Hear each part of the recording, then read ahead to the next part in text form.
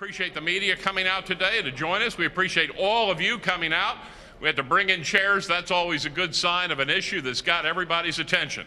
And to get our attention this morning and bring us a welcome, I'd like to introduce our incoming chair, Robin Robinson from Sanderson Farms, who will be our chair next year and who's going to get things going this morning. Robin?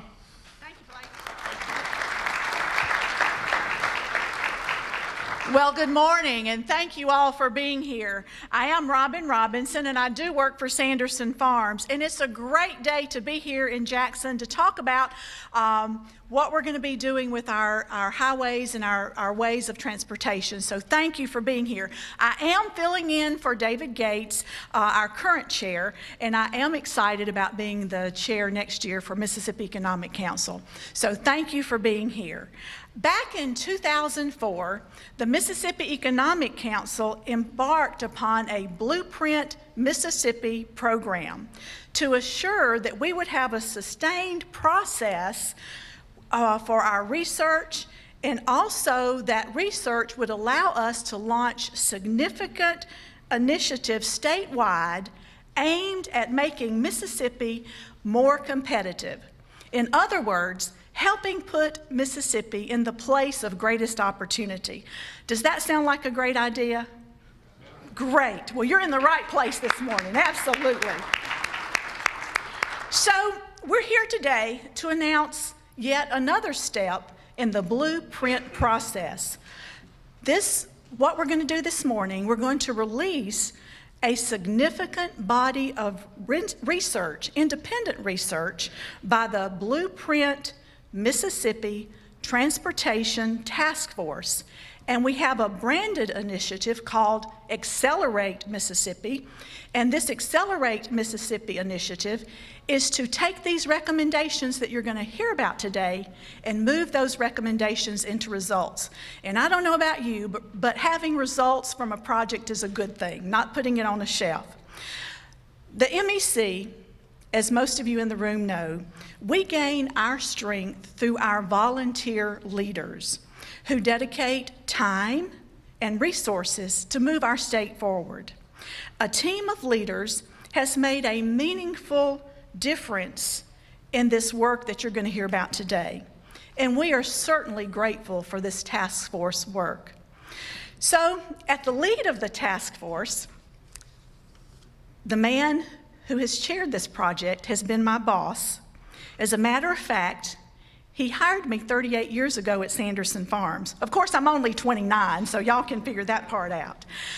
Sanderson Farms is Mississippi's only headquartered Fortune 1000 company, and I have been honored to work for 38 years with Sanderson Farms. Joe Sanderson understands the importance of his work on this task force. He understands the importance of this work from the perspective of a business leader who needs good transportation to get his products, our products, to market.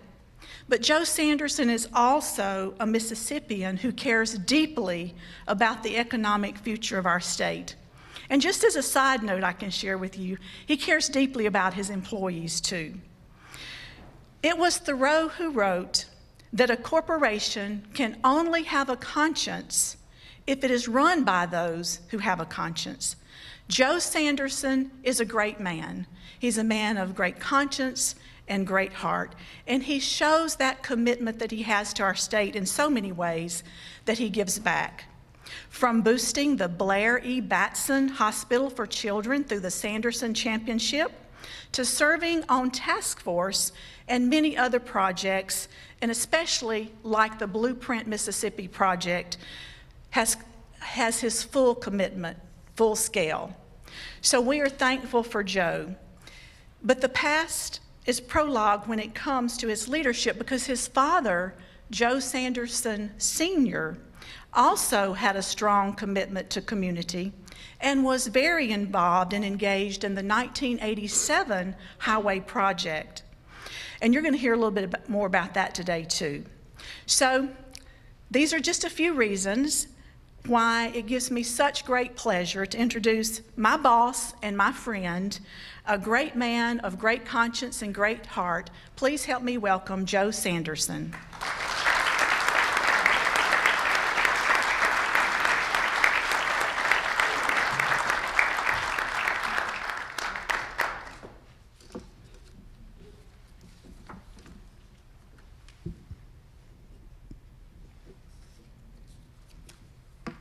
Thank you, Robin. It was a lucky day for me and for Sanderson Farms. I'm very grateful for and proud of your long service at our company and for the future of Mississippi through your leadership at MEC. In 1987, business leaders throughout our state worked with state elected leaders to build one of the best 4-lane highway systems in the United States. By connecting Mississippians in all parts of our state, the AHEAD program helped us gain an edge in economic development.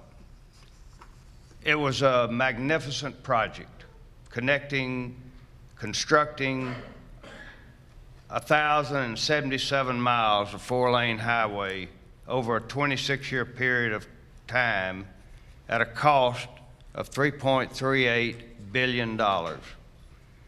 However, as I drive across our state today, I see firsthand that we're on the verge of losing our edge, and the massive investment that was made in our state's transportation system will be lost. That is why it is so important that we work together to preserve this asset that so many leaders fought so hard to build. Roads across our state are beginning to crumble. Bridges are not safe. This is happening on our state-owned system as well as with our local roads and bridges. It is said that a picture is worth 1,000 words. If you'll look at this picture right here, you will note a bridge on County Road 286 in Carroll County that collapsed earlier this year after a heavy piece of machinery went across it. Fortunately, no one was hurt. But what if this had been a school bus full of children? This is why we are here today. In June of 2014, the Blueprint Mississippi Transportation Infrastructure Task Force started exploring this issue. Business leaders from across the state, as well as leaders from community and business organizations, volunteered their time to provide guidance and input into the process. I want to thank the members of the task force for their dedication and also the MEC staff for their commitment to this project.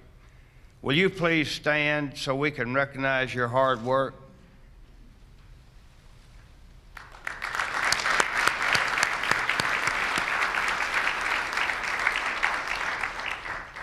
I can't tell you how many meetings we've had.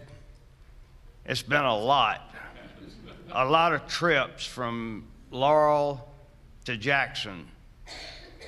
And I also want you to know that I can rate the highway, the PCR, pavement condition rating that Melinda taught me, between Laurel and Collins to McGee and McGee to Jackson. And some of it needs rehabilitation. I had a great committee though, and they were faithful. Tommy drove from Meridian to Jackson just like I drove from Laurel to Jackson, and they worked diligently. Great committee, great staff out of MEC. Research teams from the University of Southern Mississippi and Mississippi State University, the Stennis Institute of Government, and the private consulting firm of Cambridge Systematics identified the needs and viable solutions. The task force then focused on what we felt would be achievable. Our recommendation of allotting an additional $375 million a year, $300 million for state roads and bridges, and $75 million for county and municipal needs does not fully fund Mississippi's transportation needs. However, it does enable tackling the toughest problems in the first 10 years and catching up, while focusing a long-term sustainable program to keep Mississippi from slipping backwards again. There are many ways to pay for this. Blueprint researchers have provided a menu of options which can be approached individually or in combination, or further combined with other options that others may offer in the weeks to come. We believe the business of deploying our state's financial resources to achieve results is best left to the legislature, but we stand ready to help further the conversation as needed. When tackling tough problems in business, it takes looking at multiple solutions and applying multiple approaches. Accelerate Mississippi, like the AHEAD program, can stimulate our economy, but it is not the only way. There are current conversations about phasing out the corporate franchise tax and reducing personal income taxes to stimulate economic growth. There is no reason why a strategy for boosting our state's economy through improving highways, roads, and bridges cannot be combined with efforts to make our tax climate more competitive. In the coming weeks and months, we will be working to engage Mississippi leaders in every corner of the state to support the goals outlined in the final report. We want them to join with us and state elected leaders in order to tackle this issue. We must make a commitment today. It will be far less expensive for our generation to preserve our roads and bridges now than to place this burden on our children and our grandchildren. At Sanderson Farms, we understand the importance of protecting our investment, and as a result, we spend millions of dollars every year in order to ensure our facilities are just as efficient today as they were the day that we built them. By the same token, we must work together to protect the investment that has been made in our infrastructure. Doing so will provide economic security for future generations of Mississippians. In closing, I'd like to take a moment of personal privilege to recognize the significant work of Melinda McGrath of the Mississippi Department of Transportation and her team. MDOT is ranked number 8 nationally for its efficient use of transportation resources by the Reason Foundation in its report on the performance of state highway systems. This is an important ranking which gives us, as business leaders, confidence that our resources will be used wisely. Now, let me turn the presentation over to Scott Waller, who served as our Chief Staff Support for the research team in our task force. He will provide some more in-depth insight into the finding and our recommendations. Scott?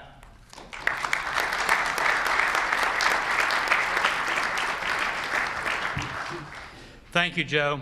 It has been a distinct pleasure to support you and the task force in this great effort. As you pointed out, in order to accelerate the process of maintaining Mississippi's roads and bridges, an investment must be made now. Our blueprint team has determined an additional $375 million is needed annually to address Mississippi's most vital needs and chart a course of continued long-term preservation of our transportation system at the state and local level. 80% of the investment, or $300 million, will be focused on addressing the needs of the state-owned system.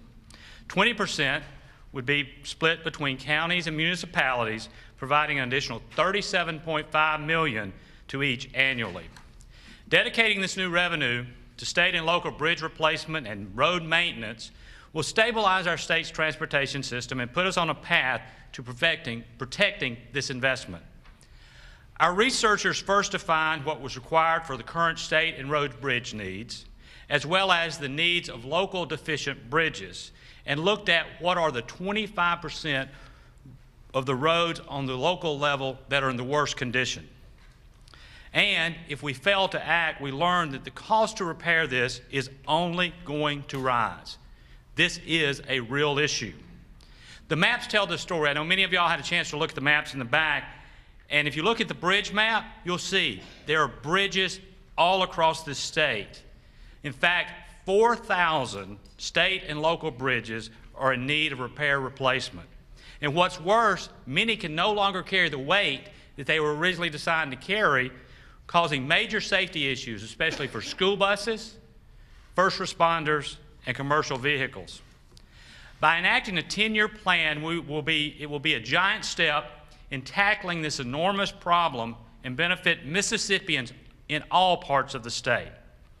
With $375 million annually in new revenue, we would see 138 state-posted bridges replaced. Those are the ones that are no longer able to carry the weight and traffic they were designed to carry. Plus, all timber bridges would be replaced, and once again, these are bridges that are everywhere. Another 424 deficient bridges would be replaced during the 10-year time frame. When it comes to pavement repair, the maps, once again, tell us the story. MDOT would be able to ramp up its efforts, and if you look at the map, you'll see the roads that are in red would get the attention in the early years, followed by the blue roads becoming the priority in future years.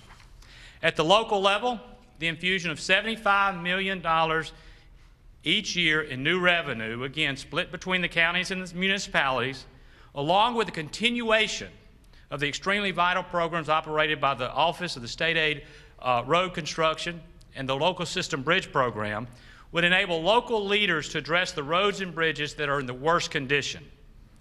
The report also recommends strong accountability, measures for reporting methods to ensure that there's transparency at both the state and the local level. Next, the task force looked at options and funding approaches. And these are offered as a menu of options that can be considered by the legislature, along with any additional approaches that they or others may have as well. Some of these options were found in the research of the 23 states that have already increased transportation funding since 2012. At a value of $375 million a year for wrapping up our transportation system, the average investment is just 37 cents a day. Over time, as the projects are completed, Mississippians would receive a return on that investment of $1.45 a day. The Transportation Task Force also looked onto the horizon to identify some of the key opportunities in Mississippi's ports, airports, and railroads, which are vital components of the transportation network, both for passengers and freight. But there's more work to be done. This is why MEC, in keeping with its historical approach to Blueprint, will take these initial findings and convert them into more comprehensive research and initiatives for each of those areas as opportunities arise. And now it is my pleasure to introduce Walton Gresham of Gresham Petroleum of Indianola. Walton is past president of the Delta Council and has long been involved with issues relating to transportation, particularly in the Delta, and is a member of the Blueprint Task Force. Walton?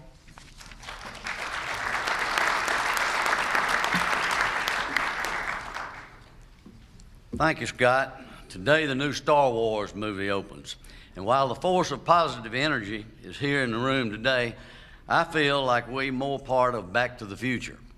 My late father and uncle, Bill Gresham and John McPherson, like so many leaders from their time, were passionate in their focus on giving Mississippi a boost, which is why they worked so hard with so many others in Mississippi on a HEAD project. They believed in the shared vision of those across the state that it would give Mississippi safe roads and an economic edge, and it did big time.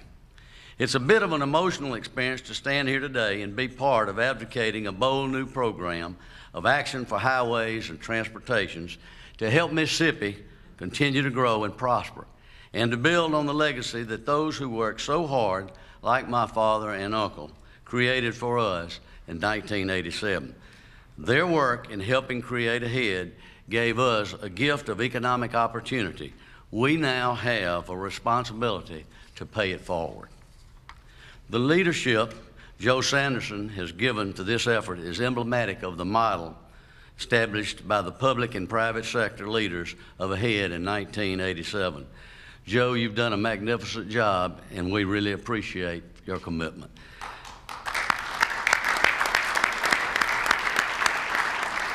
Bill Soames of the Bank of Brookhaven and former chair of MEC was a young banker back in 1987, but he played an active role in pulling for the AHEAD program, as he will today for Accelerate Mississippi. Bill?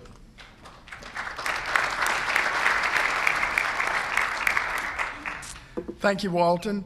In fact, I don't know if Walton even knew this, but his father was one of the people that got me involved in this program in 1987, when I was probably too young to really understand what I was doing.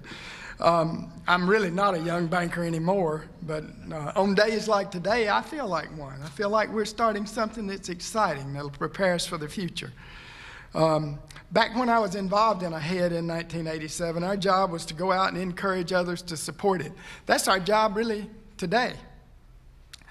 In some parts of the state back then, we could say, you can't get there from here, you know, because that's how our roads were, really. I know it's really changed my transportation pattern in Southwest Mississippi because we did that program in 1987. Well, now you can get almost everywhere from here. But is that going to continue, or is it going to deteriorate? Are we going to say, we did a great thing back then, but we wasted that money now because we let it go? This report's going to show that Mississippi's economy has grown since 1987 faster than inflation. Sometimes they might say about me that I may be wrong, but I'm certain. Well, I am certain that had we not done that program in 1987, our economy would not be where it is today. But you know, that was 30 years ago. Almost 30 years ago. There's been a lot of deterioration in our roads and bridges since that time. It seemed like a huge hill to climb back then to create a 4-lane system within 30 or 40 minutes of every town in Mississippi. It seems like a big effort today. And we thought raising that money was just the height of our capability, but we needed to put more money into the maintenance of those roads, and maybe we wouldn't be where we are today. I want to add to what Walton said about Joe. You know, it takes a lot of people to do something like this, and a lot of time and a lot of meetings with a lot of busy people, and I just appreciate that so much. But Joe, it takes a great leader too. And I just know that you've lived and breathed this study for at least 2 years, and you've helped us get a shared vision.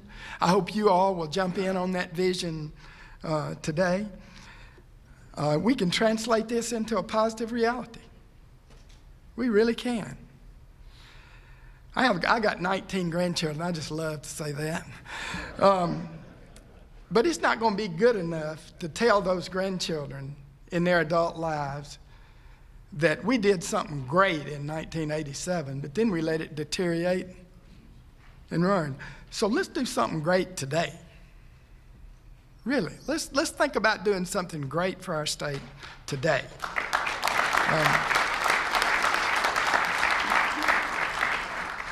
It's time for us to get behind this effort to prepare our transportation system for the next generation. So I hope you'll all buy into it, and let's work hard to get it done. Now, to wrap things up, I'm calling on Blake Wilson. Now, he comes from Delaware, he says. My family's been in Mississippi since 1813, before we were a state. But I'll tell you, I can't imagine anybody's done more for Mississippi since he's been here. Blake Wilson. Well, thank you, Bill. And you know, we have the perfect solution in Delaware for solving our highway issues. We toll people twice. We only have 11 miles of interstate, but you pay big tolls twice in that 11 miles. Get the out-of-staters pay. That was the secret in Delaware. Well, anyway, thank you, Bill. And thanks to Joe Sanderson and the Blueprint Task Force and our board members. This work is really unique, and it provides a foundation for focused future for Mississippi. Accelerate Mississippi. Excel again in our highways and transportation. Excel in our economy. Excel in our opportunities created by helping bring the world to our doors. That's what this program's about. It's about raising awareness among Mississippians, gaining support from businesses, getting folks involved. And we're only following the model of the AHEAD program back in 1987. I spent a lot of time when I first came to Mississippi talking to Chip Morgan. The first thing he told me about, and Chip runs the Delta Council, was the AHEAD program. And of course, I didn't really understand it until I started driving those 700,000 miles on Mississippi roads over the last 18 years, but I get it now. And there probably isn't a more significant economic development program in America that had such a shared vision and that came together and made such a profound difference. Chip, we appreciate your leadership on this task force, and stand up, we'd like to recognize you too. You've been a great leader for us. Where's Chip? Chip likes to hide in the back. He's not going to stand up. But anyway, Chip, we appreciate your leadership. Now, I would like to also say we've done a little polling on this issue, and the folks in Mississippi get it. Southern Research Group did our poll, plus or minus error rate of about 3%. And you know, 98% believe that having good quality roads and bridges are important to our economy. Those numbers matter. In addition, 96% say a 10-year program makes sense. That's how to implement it. Well, as you can see, our Blueprint Task Force has established $375 million per year as the magic number. It's not the perfect number. There are other needs, but it's what we feel can be afforded. It's what we feel can be approached. As Scott already told you, that's an investment in making our roads and bridges safer. And you know, the value is $375 million. The investment is 37 cents a day. 37 cents a day, no matter what choice of funding is chosen, that's what it takes to make up that value. But the return is significant. The daily return, once these roads are improved, our research tells us using econometric models, that every Mississippian who drives on these roads is going to get $1.45, $1.45 back in their pocket by not having to take detours, by not having to put excessive wear and tear on their vehicles, because those numbers are real. So this will bring a return on that investment. Now that's just one reason. In your little packet there, you'll see there are 9 other reasons. Somebody else had mentioned earlier in the presentation about 4,000 direct and indirect construction jobs, 7,600 jobs in other sectors of the economy every year. That's pretty good economic development, folks. And finally, we can't afford to be left on the side of the road because 23 other states have already done something and more are working on it. Standing still here is sliding backwards, folks. There is no standing still.